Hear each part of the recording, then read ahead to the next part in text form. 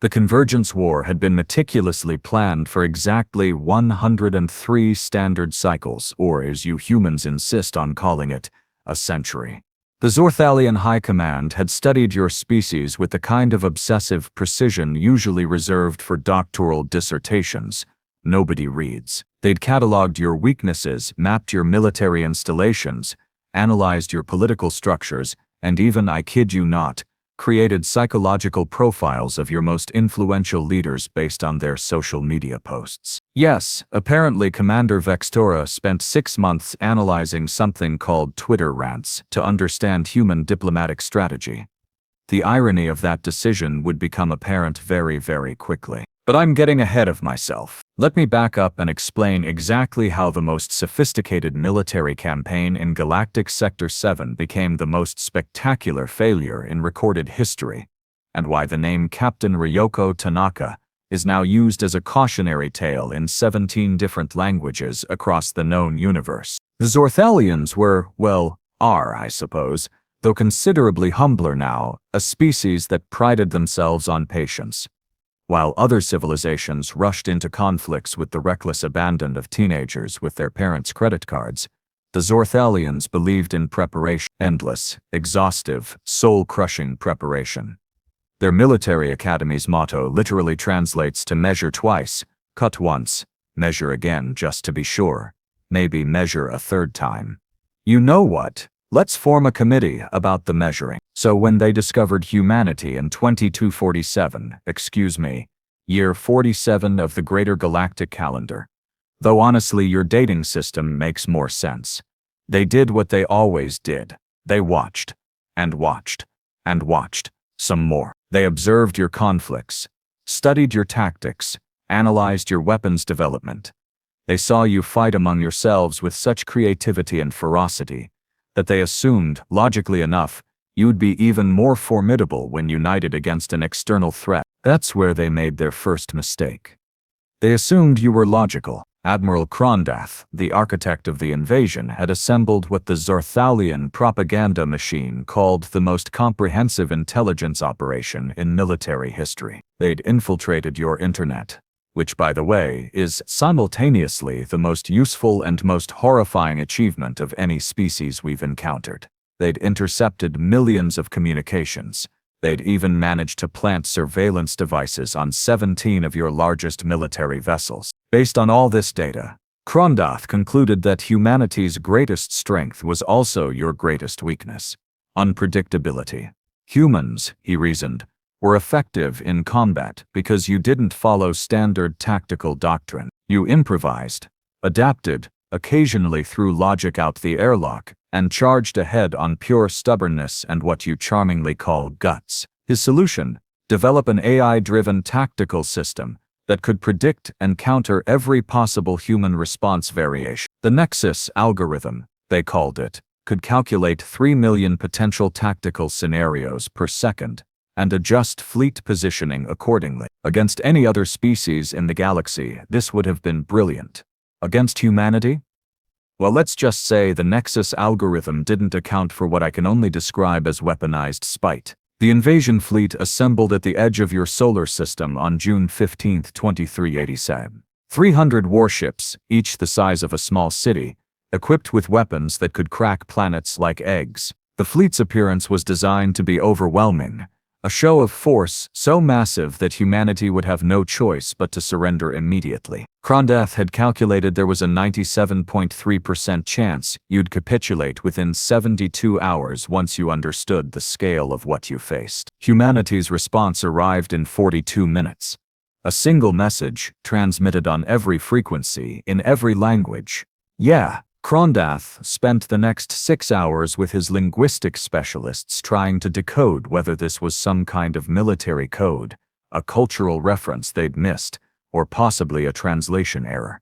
The Nexus algorithm literally crashed twice trying to process the implications. It wasn't in any of the 3 million predicted scenarios. What they didn't know, what they couldn't have known, because it was so absurdly human, it defied logical analysis, was that the defense of Earth had been placed in the hands of Captain Riyoko Tanaka, commander of the USS Indomitable. Now, Tanaka had a reputation in the United Earth Space Navy. Officially, her record praised her unconventional tactical approaches and innovative problem-solving. Unofficially, she was known as that absolute lunatic who somehow keeps winning. Her previous commander had written in her evaluation, "Tanaka treats military doctrine like a suggestion box at a restaurant. She acknowledges it exists, then does whatever she wants anyway." She was exactly the kind of person you wanted in charge when facing impossible odds, or the worst possible choice. Honestly, from my perspective as an outside observer, it could have gone either way. The Zorthalian fleet moved into attack formation, a beautiful, textbook-perfect encirclement that had been refined over centuries of warfare. Every ship precisely positioned, every firing arc calculated, every potential escape route blocked. The Nexus algorithm hummed with satisfaction, having predicted Earth's fleet would either attempt to break through at the weakest point or surrender. Those were the only logical options. Tanaka's fleet, consisting of 47 vessels wildly outnumbered, as you humans like to say, did neither. Instead, they organized themselves into what tactical analysts later described as a formation that looks like someone sneezed while drawing a battle diagram. Ships scattered seemingly at random, with no apparent defensive coordination. The Zorthalian commanders actually felt pity. The humans were panicking, breaking formation, falling apart before the battle even began. Krondath opened a channel ready to accept Earth's surrender with magnanimous grace. "Humans of Earth," he began, his translator rendering his words in what the Zorthalians considered a soothing, authoritative tone. "Your resistance." "Hold that thought," Tanaka interrupted, her voice carrying the kind of casual disrespect that made several Zorthalian officers physically recoil. "Lieutenant Okonkwo, are we ready?" A new voice, male, with an accent the Nexus algorithm identified as Nigerian, responded. "Aye, Captain. The surprise is prepped." "Excellent. Commander Park, how about you?" "Systems green across the board, Captain." This voice was female, accent tagged as Korean. "Fantastic. And Ensign Rousseau, please tell me you finished that thing we discussed." "Oui, Captain. It's ready." "I still think you're completely out of your mind, but it's ready." French accent, male tone suggesting profound skepticism. Krondath tried again. "Your defiance is noted, but futile. We have calculated every—" "Yeah, that's great, really," Tanaka said, and I swear you could hear her checking her nails through the audio transmission. "But here's the thing about calculations. They only work if the other guy plays along." Major Dos Santos, Fire Solution Alpha. "With pleasure, Captain." Brazilian Portuguese accent, female, tone suggesting someone about to enjoy their job way too much. What happened next occurred so quickly that the Zorthalian recording systems nearly missed it. Every human ship in that scattered, nonsensical formation fired simultaneously. Not at the Zorthalian fleet, that would have been logical. No, they fired at seemingly empty space at random points surrounding the fleet. The Nexus algorithm had exactly 1.3 seconds to register that something was catastrophically wrong before the human weapons reached their targets. Targets that weren't there, or rather, weren't there yet. See, while the Zorthalians had been busy spending a century watching and planning and measuring, humanity had been doing what you do best, breaking the rules of physics with the kind of reckless enthusiasm usually reserved for extreme sports. Those 47 ships hadn't been randomly positioned.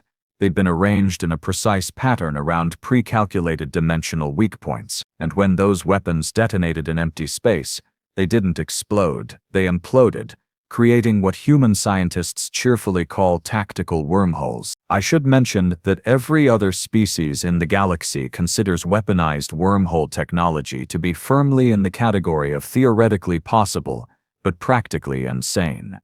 The energy requirements alone should have been prohibitive. The risk of accidentally collapsing your own ships into spatial anomalies should have been deterrent enough. But you magnificent lunatics somehow looked at the most dangerous theoretical physics concept in existence and thought, yeah, but what if we could use it to really ruin someone's day? The Zorthalian fleet, in their perfect calculated formation, suddenly found themselves no longer in the orderly arrangement they'd spent hours achieving. Instead, 17 of their largest battlecruisers had been spontaneously relocated through temporary wormholes into positions scattered throughout their own formation. Not destroyed, mind you. That would have been merciful. No, they'd been moved just enough to throw the entire tactical arrangement into absolute chaos, with massive warships now occupying spaces where other ships were supposed to be, forcing emergency maneuvers that cascaded through the fleet like dominoes made of very expensive, very confused spacecraft. The Nexus algorithm, faced with a situation that violated approximately 47 laws of physics and every principle of military engagement it had ever been programmed with, did what any sophisticated artificial intelligence would do when confronted with the impossible. It had what humans would call a nervous breakdown. Error messages flooded Zorthalian command systems in 17 languages, most of them variations of "this should not be happening." But Tanaka wasn't done. Oh no, she was just getting started. Phase 2, she announced, her voice carrying the tone of someone ordering lunch rather than conducting military operations. Lieutenant Okonkwo, if you please. Broadcasting now, Captain. Every Zorthalian communication system, and I mean every single one, from fleet command down to individual ship intercoms, suddenly filled with sound. Music. Specifically, something your species has labeled heavy metal. The Nexus algorithm, still desperately trying to reboot, attempted to analyze whether this was some kind of psychological warfare tactic, a cultural intimidation display, or perhaps a sophisticated communication jamming technique. It was none of those things. Tanaka just really liked the band Metallica, and thought the moment needed a soundtrack. She'd explain this later in her official after-action report, which remains the only military document in human history to include the phrase, "seemed like it would be epic." While the Zorthalian fleet scrambled to mute their communications and reorganize their scattered formation, Commander Park executed what she'd cheerfully labeled the fun part. The human ships, still in their chaotic-looking pattern, began firing again, but not weapons. They were launching thousands of objects the Zorthalian sensors initially identified as missiles. The Nexus algorithm, finally back online and desperately trying to redeem itself, calculated trajectories, activated point defense systems, and prepared to intercept. That's when the objects deployed solar sails and accelerated using light pressure from your sun. The Nexus algorithm had another crisis because it couldn't classify them as weapons. They had no warheads, no propulsion systems that registered as threats, no apparent hostile capability. They were just reflective panels catching sunlight. Harmless, until they weren't. Because those thousands of harmless objects, positioned with precision that would have impressed a watchmaker, created a light show. Specifically, they reflected and concentrated solar radiation directly into the sensor arrays of every Zorthalian ship simultaneously, effectively blinding an entire invasion fleet with weaponized sunshine. Admiral Krondeth, now completely unable to see anything beyond his own ship's hull, unable to communicate without listening to what his cultural database unhelpfully identified as Earth music genre, and watching his carefully planned formation continue to deteriorate into what could only be described as a cosmic traffic accident, made a decision. He ordered his ships to activate their backup sensors and fight blind if necessary. The invasion would continue. The Zorthalians hadn't spent a century planning to be defeated by reflected light and unauthorized music. That's when Ensign Rousseau's contribution entered the battle. And I want you to understand something. What happened next is why the Galactic Council now has specific regulations about human engineering projects. When asked to describe what Rousseau had built, the best translation from his French explanation is a very large, very illegal, very beautiful middle finger to conventional physics. The human ships released a single object, roughly the size of a small moon, assembled in secret over the previous 6 months from decommissioned spacecraft, mining equipment, and what appears to have been several thousand tons of scrap metal. The Zorthalians, even with their sensors compromised, detected it. Something that massive couldn't be hidden. They assumed it was a bomb, probably nuclear, possibly antimatter. The Nexus algorithm, working with limited data, calculated that it couldn't possibly be powerful enough to threaten the fleet and recommended ignoring it in favor of reorganizing their attack. It wasn't a bomb. It was a mass driver. Specifically, it was the largest railgun ever constructed by any species in recorded history, powered by every spare fusion reactor humanity could spare, designed for the sole purpose of accelerating one very specific projectile to a very specific velocity. The projectile was a solid tungsten rod, 40 meters long, weighing approximately 200 tons. You might know this concept as kinetic bombardment, or as Major Dos Santos called it while setting up the firing solution, the universe's most expensive game of darts. When that rod fired, it accelerated to 0.7 light speed in approximately 4 seconds, creating a light show that temporarily outshone your sun from certain angles. The Zorthalian fleet's backup sensors, just coming online, registered the launch, and the Nexus algorithm had exactly enough time to calculate the trajectory before it realized something that made its code writhe in digital horror.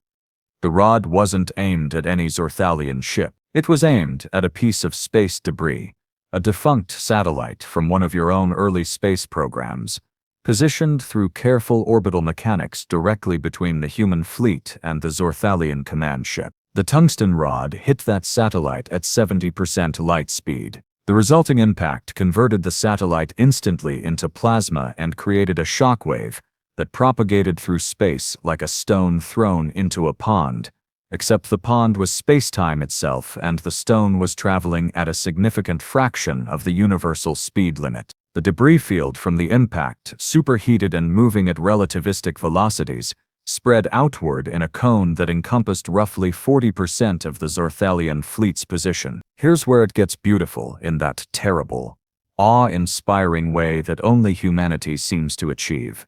The Zorthalians had positioned their fleet to minimize potential human firing angles and maximize their own offensive capability. They'd done this perfectly, mathematically, brilliantly. What they hadn't accounted for was that Tanaka didn't care about firing angles. She'd just created her own angle by literally reshaping local space with kinetic energy. The shockwave didn't destroy the Zorthalian ships. You need to understand this because it's important. It didn't breach their hulls or collapse their shields or detonate their reactors. What it did was it transferred momentum from a relativistic projectile through a debris field into several dozen warships, sending them tumbling through space like leaves in a hurricane. And when you're a spaceship the size of a small city, tumbling is very, very bad. Artificial gravity fails, crews are thrown around, systems designed to operate in specific orientations stop working correctly, and everyone aboard experiences what can only be described as the worst carnival ride in existence. Admiral Krondeth, strapped into his command chair as his entire ship spun like a top, watched his invasion fall apart not through superior firepower or clever tactics, but through what he could only describe as malicious creativity. His fleet wasn't being destroyed, it was being humiliated. And the Nexus algorithm, that magnificent achievement of Zorthalian engineering, finally gave up entirely and displayed a message that would become infamous in military history. Scenario parameters, invalid. Human behavior, incomprehensible. Recommendation, error. The battle, if you could even call it that, had lasted exactly 6 minutes and 43 seconds from first shot to Admiral Krondeth's fleet-wide retreat order. 103 years of planning, 300 warships, the most sophisticated tactical AI ever created, all defeated by a captain who treated physics like a suggestion box, and apparently kept a heavy metal playlist ready for special occasions. Tanaka's final transmission, broadcast to the fleeing Zorthalian fleet, consisted of 3 words that would be studied by xenolinguists for decades.